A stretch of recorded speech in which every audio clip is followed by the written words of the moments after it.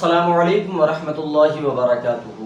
اس سے پہلے میں نے ایکس مسلم سمیر کے متعلق ایک ویڈیو بنائی ہوئی تھی، جس میں ایکس مسلم سمیر کا وہ انٹرویو میں نے آپ کو دکھلایا تھا، جس انٹرویو کے اندر انہوں نے 5 سوال بتائے ہوئے تھے جو مذہب اسلام کے اوپر انہوں نے کیے تھے، اور جس کے متعلق انہوں نے کہا تھا کہ یہ 5 سوال ہمارے ایسے ہیں جس کا جواب مجھے نہیں مل پایا، اس وجہ سے میں نے مذہب اسلام کو چھوڑ دیا تھا۔ اس میں سے 3 سوالوں کے جواب میں نے دے دیے تھے، 2 سوال بچے تھے اور میں نے کہا تھا کہ اس کا جواب میں انشاءاللہ اگلی ویڈیو میں دوں گا۔ اب 2 سوال جو ایکس مسلم سمیر کے ہیں وہ 2 سوال میں آپ کو دکھلاؤں گا اور اس کے بعد ان کا جواب دینے کی میں کوشش کروں گا آپ کو۔ 3 سوال تو میں نے ایکس مسلم سمیر کے دے دیے تھے۔ اب چوتھا سوال جو انہوں نے بتایا وہ یہ تھا کہ مسلمانوں کا یہ دعویٰ ہے، اسلام کا یہ دعویٰ ہے کہ جو قرآن ہے وہ اللہ کی کتاب ہے، قرآن ہے یہ اللہ کی کتاب ہے، لیکن پوری قرآن کے اندر میرا چیلنج ہے، یعنی یہ ایکس مسلم سمیر صاحب کہہ رہے ہیں میرا چیلنج ہے کہ پوری قرآن کے اندر آپ کہیں پہ بھی دکھلا دیں کہ اللہ فرسٹ پرسن ہو۔ فرسٹ پرسن تو دور کی بات ہے، اللہ سیکنڈ پرسن بھی نہیں ہے بلکہ اللہ تھرڈ پرسن ہے۔ یعنی ایکس مسلم سمیر صاحب تھرڈ پرسن کہہ کے یہ بات کہنا چاہ رہے تھے۔ مثال کے طور پر اللہ رب العزت قرآن میں فرماتا ہے الحمدللہ رب العالمین، تمام تعریف ثابت ہے اس اللہ کے لیے۔ اب ایکس مسلم سمیر صاحب کا یہ اعتراض تھا کہ یہ جو اللہ رب العزت یہ بات کہہ رہا ہے تو وہ خود جو قرآن اس کا ہے، کلام اس کا ہے، تو اسے یہ کہنا چاہیے کہ تمام تعریف ثابت ہے میرے لیے، یعنی یہ فرسٹ پرسن کے طور پہ کہنا چاہیے تھا، بلکہ اللہ یہ کہہ رہا ہے کہ تمام تعریف ثابت ہے اس اللہ کے لیے۔ تو جب اللہ خود جو ہے کہ بیان فرما رہا ہے اس چیز کو، تو اللہ یہ کیوں کہہ رہا ہے کہ تمام تعریف ثابت ہے اللہ کے لیے؟ اس طرح اس نے کئی مثالیں دی اور یہ بتانے کی کوشش کی کہ یہ قرآن اللہ کا کلام نہیں ہو سکتا ہے، کیونکہ اس میں اللہ رب العزت جو ہے وہ تھرڈ پرسن ہے۔ دراصل یہ اس کا جواب دینے سے پہلے میں بتاؤں آپ کو کہ یہ جو سوال ہے یہ ایسا نہیں ہے کہ ایک مسلم یہ اپنی جانب سے نکال کے لاتے ہیں، یہ سوال اکثر جو ہے کہ مستشرقین کے ہیں، جو اٹھا کے یہ لوگ کاپی پیسٹ کرتے ہیں اور انہی کو جا کے بیان کرتے ہیں، چاہے ایکس مسلم ساحل ہو، چاہے ایڈم سیکر ہو، چاہے یہ ایکس مسلم سمیر ہو، چاہے سچوالا ہو، کوئی بھی ہو۔ اور مفتی یاسر ندیم الواجدی صاحب کی تو سچوالا سے اس بات کے اوپر ڈیبیٹ بھی ہوئی تھی کہ اس نے یہی سوال رکھا تھا کہ قرآن جو ہے وہ تھرڈ پرسن ہے، اللہ کا کلام نہیں ہو سکتا ہے۔ تو اس میں مفتی یاسر ندیم الواجدی صاحب نے جس طریقے سے اسے لتھاڑا تھا اور جس طریقے سے اسے اس میں عبارت پڑھوا کے اور جس طریقے سے اسے الزامی جواب دیا تھا، وہ وہاں کے اوپر خاموش ہو گیا تھا، اسے جواب نہیں دے ملا تھا۔ میں آپ سے گزارش کروں گا کہ وہ 2-3 گھنٹے کی جو اسٹریم ہے جو ڈیبیٹ کی، وہ آپ جا کے ضرور دیکھے جا کے۔ اب آتے ہیں اس بات کے اوپر کہ اللہ رب العزت قرآن کریم میں تھرڈ پرسن کیوں نہیں ہے۔ تو سب سے پہلے آپ جو ہے کہ ایکس مسلم سمیر صاحب کا یہ اعتراض سن لیں، یہ سوال جو انہوں نے کیا ہے وہ سن لیں آپ۔ کوشچن نمبر 4 میرا، اور یہ بہت امپورٹنٹ کوشچن ہے جو میں رکھ رہا ہوں۔ میرا کوشچن نمبر 4 یہ ہے کہ قرآن کے اندر، پوری کتاب کے اندر، جبکہ یہ کلیم کیا جاتا ہے کہ قرآن جو ہے وہ خدا کا کلام ہے، اس کی کتاب ہے، اس کی بات ہے، پوری قرآن کے اندر اللہ کہیں بھی فرسٹ پرسن تو چھوڑیے، سیکنڈ پرسن بھی نہیں ہے بلکہ تھرڈ پرسن ہے۔ وہ کہتا ہے الحمدللہ رب العالمین، یعنی کہ تمام تعریف صرف اللہ کے لیے ہے۔ جب اللہ ہی کا کلام ہے، وہی کلام کر رہا ہے، تو یہ کون سے اللہ کی بات کر رہا ہے وہ؟ یہ ایکس مسلم سمیر صاحب کا یہ چوتھا سوال تھا اور اس کے جواب بہت سے دیے جا چکے ہیں۔ میں اس وجہ سے پرانا ہی جو جواب دیا جا چکا ہے اس کا، وہی میں اس کے ساتھ ایڈ کر رہا ہوں، جس میں مفتی یاسر ندیم الواجدی صاحب نے بڑا مفصل جواب دیا ہوا ہے، بڑا تفصیل کے ساتھ جواب دیا ہے۔ میں اس میں کچھ کلپ کاٹ کے میں آپ کو دکھلاتا ہوں اور اس کا جواب میں آپ کو دینے کی کوشش کرتا ہوں۔ تمام ہمارے مسلمان اور غیر مسلمان سبھی بھائیوں سے گزارش ہے کہ آپ دونوں پہلوؤں کو سامنے رکھا کریں۔ ایکس مسلم سمیر کا جب آپ نے سوال سنا ہوا ہے تو آپ مفتی یاسر ندیم الواجدی صاحب کا یہ جواب بھی سنیں۔ اعلیٰ تھرڈ پرسن استعمال ہوا ہے۔ میں نے ایک بات کہی ہے، میں نے یہ کہا ہے کہ اگر قرآن میں ہر جگہ اللہ تعالیٰ فرسٹ پرسن ہوتا تو پھر اس کا کلام الہی ہونا مشکل تھا، یعنی اس کا اللہ کی طرف سے آنا مشکل تھا، بلکہ اس میں قرآن میں اللہ کو تھرڈ پرسن ہی ہونا چاہیے تھا۔ یہ میرا دعویٰ ہے۔ اب اس دعوے کو میں اس کی دلیل دوں گا، اور وہ یہ کہ میں نے ایک بات کہی کہ خدا کا جو کلام ہوتا ہے وہ تھرڈ پرسن ہی ہونا چاہیے، ٹھیک ہے؟ اس کی میرے پاس کیا دلیل ہے؟ میں آپ کو کچھ چیزیں دکھانا چاہتا ہوں۔ یہ آپ کے سامنے ایک ویکیپیڈیا کا آرٹیکل ہے اور اس میں لکھا ہوا ہے الزم۔ الزم کسے کہتے ہیں؟ اس کو میں پڑھ کے آپ کو سناتا ہوں۔ الزم فرام لیٹن ایلی meaning he that, is the act of referring to oneself in the third person instead of first person. यानी इलिज्म एक टर्मिनोलॉजी है जिसके माना यह है कि कोई शख्स अपने आप को थर्ड पर्सन के तौर पर पेश करे, थर्ड पर्सन के तौर पर पेश करे. It is sometimes used in literature as a stylistic device. In real life usage, ilism can reflect a number of different stylistic intentions or involuntary circumstances. तो यानी इसका मतलब ये हुआ कि लिटरेचर में इसका इस्तेमाल हुआ है, बहुत कॉमन हुआ है. बाकायदा लिटरेचर में उसके लिए एक टर्म है कि बोलने वाला अपने आप को थर्ड पर्सन के तौर पर पेश करे.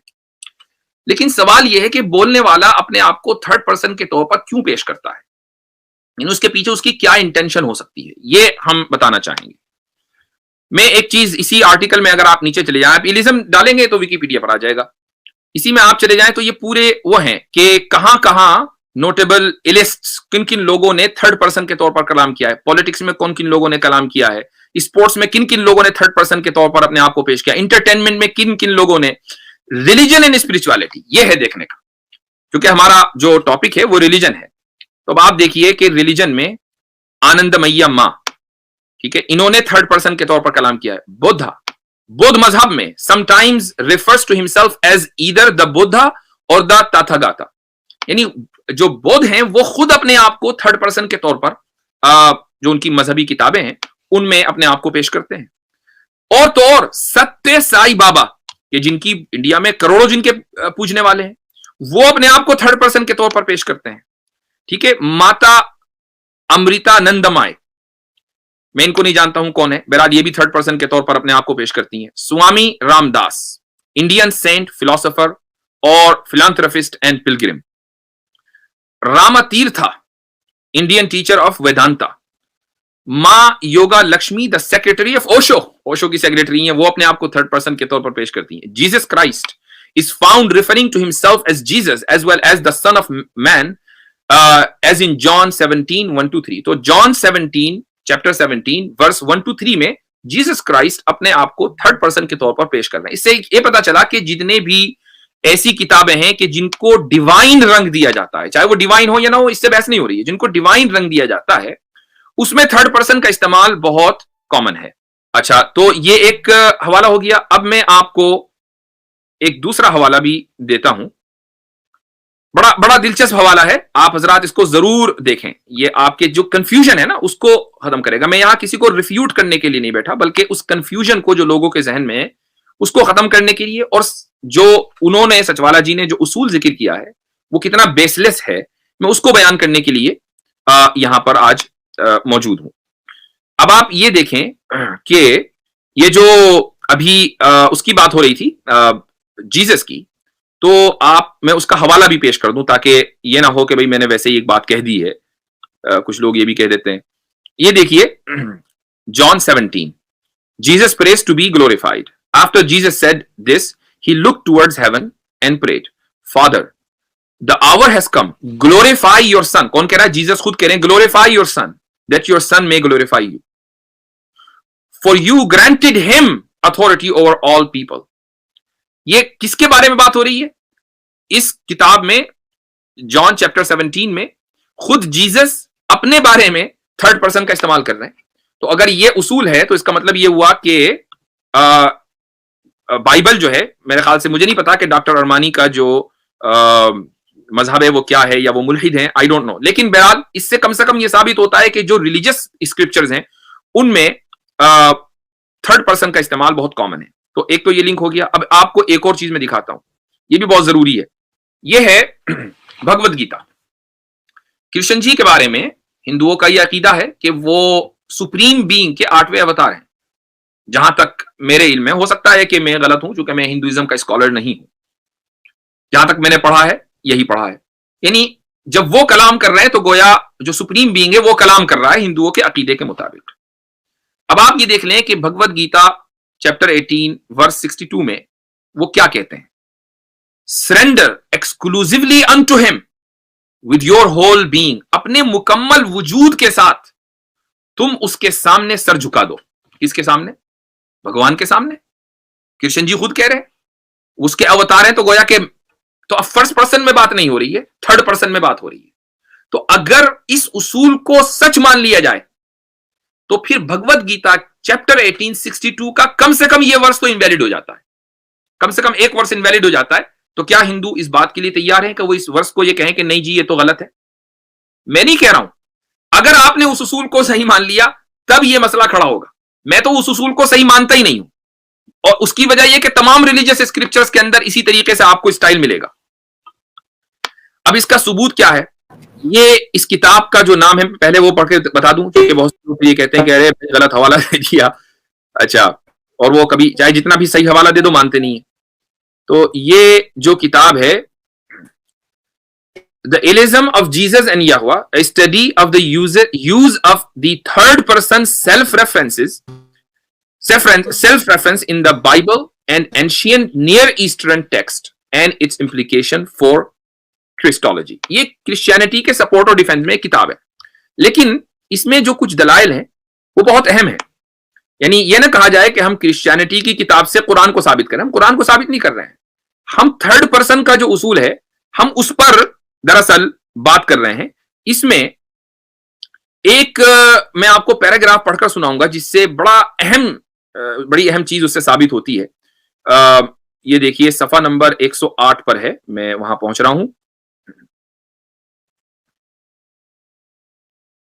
یہ دیکھیے کنکلوژن, یہ چیپٹر کا کنکلوژن ہے. الزم کے بارے میں بتا چکا ہوں کیا ہے, یعنی تھرڈ پرسن کے طور پر اپنے آپ کو پیش کرنا. Illism used to show difference or humility before a superior occurs prominently in the OT, meaning Old Testament. یعنی تھرڈ پرسن کے طور پر اپنے آپ کو پیش کرنے کا مقصد یہ ہوتا ہے کہ جو سامنے والا ہے جس سے بات ہو رہی ہے وہ لوور ہے اور جو بولنے والا ہے وہ سپیریئر ہے. وہ اپنے آپ اپنی سپیریورٹی ثابت کرتا ہے, اور اس چیز کا استعمال OT یعنی اولڈ ٹیسٹمنٹ میں جگہ جگہ ہوا ہے. یعنی 130 ویریئنٹ کہ تو یعنی الگ الگ 130 اسٹائل سے زیادہ یا عنوانات کے اوپر یہ تھرڈ پرسن کا استعمال ہے. اب آپ یہ دیکھیں کہ the use of third کہاں کہاں استعمال ہوتا ہے. The use of third person for self reference also occurs in the context of an oath. جہاں قسم کھائی جاتی ہے وہاں پر بھی تھرڈ پرسن کے طور پر استعمال ہوتا ہے.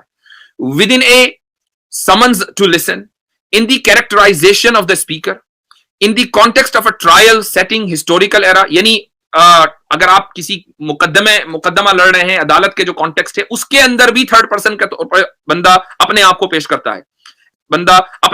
کرتا ہے. As well as in the speech of kings, یہ بہت اہم ہے. یعنی جب ایک بادشاہ بات کرتا ہے تو وہ اپنے آپ کو تھرڈ پرسن کے طور پر پیش کرتا ہے, یعنی یہ رائل اسٹائل ہے.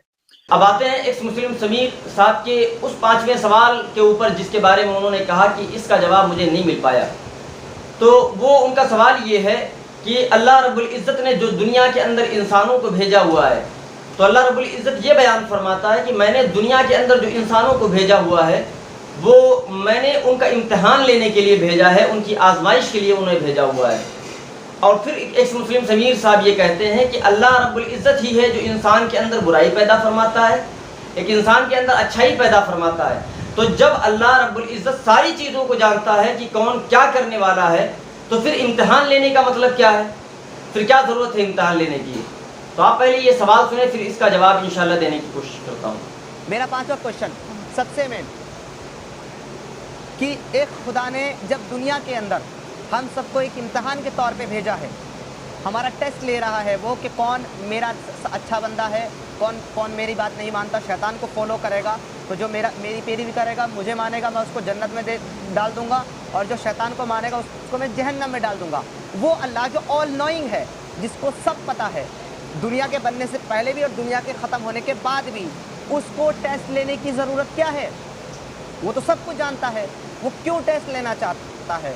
اور ٹیسٹ بھی لینا چاہتا ہے تو کس چیز کے لیے؟ اچھائی اور برائی کے لیے, جو خود اس نے انسان کے اندر ڈالی ہے. اب میں اس سوال کا جواب دینے کی کوشش کرتا ہوں کہ اللہ رب العزت نے, یا آپ کہہ لیں کہ اس طاقت نے جس نے پوری کائنات کو بنایا ہوا ہے, آپ چاہیں اسے کوئی بھی نام دے لیں, اللہ نام دے لیں, آپ گاڈ نام دے لیں, کوئی بھی نام دے لیں, جس نے ساری کائنات کو بنایا ہوا ہے, اس نے ساری کائنات کو بنانے کے ساتھ ساتھ اس نے جنت کو بھی بنایا ہوا ہے, دوزخ کو بھی بنایا ہوا ہے. آپ اگر ہندو مذہب کے اعتبار سے دیکھیں تو اس نے سورگ بھی بنایا ہوا ہے, نرک بھی بنایا ہوا ہے. اور اس نے انسانوں کو زمین کے اوپر بھیجا, انسانوں کو زمین کے اوپر بھیج کر اس نے یہ امتحان لیا ہے. اب دنیا کے اندر اس نے انسان کو بھیج کے اسے یہ اختیار دیا ہوا ہے، یعنی اس کے اندر برائیاں بھی ہیں، اچھائیاں بھی ہیں، اس کے اندر نفس کو رکھا ہوا ہے، جسے یہ بھی معلوم ہے کہ یہاں کے اوپر برائی کی جا سکتی ہے، اسے یہ بھی معلوم ہے کہ یہاں کے اوپر اچھائی کی جا سکتی ہے. اب اس کو یہ اختیار دیا ہوا ہے، اسے یہ رائٹ ہے کہ وہ غریب آدمی اگر کسی سڑک کے کنارے بیٹھا ہوا ہے تو وہ چاہے تو اسے لات مار کے چلا جائے، یہ اسے اختیار ہے. وہ چاہے تو اس کی مدد کرے پیسوں سے، اسے حال چال پوچھے، یہ اس کو اختیار ہے. یعنی یہ اختیار جو وہ طاقت ہے اس نے انسانوں کو دیا ہوا ہے کہ یہ انسان دنیا کے اندر جا کے چاہے اچھائی کرے چاہے برائی کرے، اسے یہ اختیار ہے. ہم اس کا فیصلہ اس کے اعمال کی بنیاد کے اوپر جو دنیا کے اندر اس نے کیے ہوئے ہیں اسے آخرت میں دیں گے. اب سوال ایکس مسلم سمیر صاحب کا یہ ہے کہ پھر اللہ امتحان کیوں لیتا ہے جب اسے معلوم ہے، جب وہ ساری چیزیں جانتا ہے کہ ایک انسان دنیا کے اندر کیا کرے گا، تو پھر وہ امتحان کیوں لے رہا ہے، ٹیسٹ کیوں لے رہا ہے؟ تو اس کا جواب یہ ہے کہ اگر اللہ رب العزت دنیا کے اندر اسے یہ رائٹ نہیں دیتا اور اسے یہ اختیار نہ دیتا، اس کا ٹیسٹ نہ لیتا، اور پھر اس کے بعد اس کی بنیاد کے اوپر جو اللہ رب العزت جانتا ہے کہ یہ شخص دنیا کے اندر اگر میں اس کو رائٹ دیتا، اگر میں اس کو اختیار دیتا، اس کا ٹیسٹ لیتا تو یہ برائی کرتا، یہ اچھائی نہیں کرتا، اس بنیاد کے اوپر اگر اللہ رب العزت اسے سزا دے، اسے نرک میں ڈالے، تو وہاں کے اوپر ہر بندہ یہ سوال کر سکتا تھا کہ اے اللہ تو مجھے اختیار تو دیتا، تو مجھے موقع تو دیتا، میں اس موقع کی بنیاد کے اوپر تو مجھے اگر اختیار دیتا تو میں برائی نہیں کرتا بلکہ میں نیکیاں کرتا. تو اللہ رب العزت نے دنیا کے اندر اگرچہ وہ جانتا ہے کہ یہ شخص دنیا کے اندر کیا کرے گا، وہ ساری چیزیں جانتا ہے، اس کے باوجود اللہ رب العزت نے اسے اختیار دیا ہوا ہے کہ وہ دنیا کے اندر جائے تاکہ کل کو وہ یہ نہ کہہ سکے کہ اے اللہ اگر تو مجھے اختیار دیتا تو میں اچھائیاں کرتا. آج اللہ نے اختیار دے دیا ہے، جسے اچھائیاں کرنی ہے وہ اچھائیاں کرے جا کے، جسے برائیاں کرنی ہے وہ برائیاں کرے جا کے. اس میں سوال پیدا کون سا ہوتا ہے؟ اور مثال اس کی یہ بھی سمجھیں کہ ایک ٹیچر ہوتا ہے جو پورے سال اپنے بچوں کو، اپنے طلباء کو، اپنے جو شاگرد ہوتے ہیں ان کو پڑھاتا ہے، جو ان کے اسٹوڈنٹ ہوتے ہیں انہیں تعلیم دیتا ہے پورے سال. تو ایک ٹیچر کو تو یہ معلوم ہوتا ہے کہ یہ شخص اس کتاب کے متعلق اگر اس کا ٹیسٹ لیا جائے، ایگزام لیا جائے تو یہ کیا لکھ کے آئے گا. ایک ٹیچر کو معلوم ہوتا ہے.